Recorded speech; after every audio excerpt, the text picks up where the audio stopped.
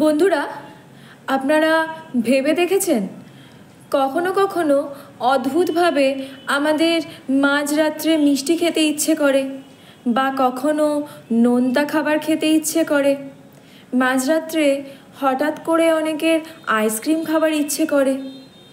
এই যে ফুড ক্রেভিংগুলো হয়, এর পিছনেও কিন্তু আমাদের বডি দায়ী।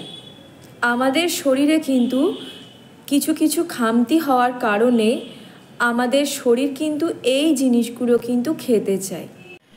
এর জন্য অনেকগুলি কারণ থাকে, আর তার মধ্যে একটি কারণ হলো স্ট্রেস। তো স্ট্রেস কিন্তু কর্টিসলের নিঃসরণ ঘটাতে পারে।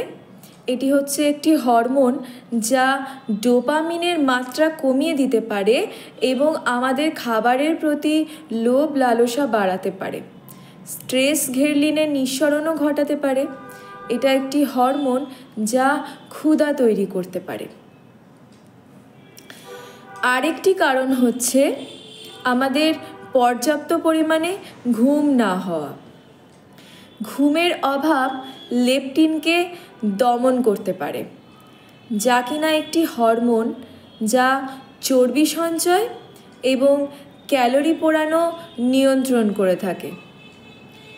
এটি ঘেরলিনকে ট্রিগার করতে পারে, যা ক্ষুধার কারণ। হাইড্রেশন। পর্যাপ্ত পরিমাণে জল পান না করলে শরীরে গ্লাইকোজেন নিঃসরণ করা কঠিন করে তোলে। শরীরে সঞ্চিত এক ধরনের চিনি, এর ফলে শরীরে জলের পরিবর্তে আমাদের শরীর মিষ্টি খেতে চায়। এরপর হচ্ছে ডায়েট। খাদ্যাভ্যাসের পরিবর্তন বা ঘাটতির কারণেও কিন্তু এগুলো হতে পারে। মানসিক চাহিদা বা ইমোশন। মানসিক চাপজনিত কারণে আমাদের মাইন্ড অনেক সময় স্ট্রেস রিলিজ করতে চায় এবং তখনও ক্রেভিং হতে পারে। হিপোক্যাম্পাস নামে একটি মস্তিষ্কের আমাদের অংশ যা কিনা মেমোরির সাথে জড়িত, সেটি বিশেষ বিশেষ খাবারের চাহিদা সঞ্চার করতে পারে এবং ফুড ক্রেভিং মানসিক কিংবা শারীরিক যে কোনো কারণে কিন্তু হতে পারে। এবার বলবো, যদি আমাদের মিষ্টি খেতে ইচ্ছে করে তাহলে বুঝতে হবে যে আমাদের শরীরে ম্যাগনেসিয়াম বা এনার্জির ঘাটতি হয়েছে। এমন যদি ইচ্ছে হয় তাহলে গুড় কিংবা কলা খেয়ে এই ঘাটতি পূরণ করুন। এরপর হচ্ছে নোনতা খেতে ইচ্ছে হলে।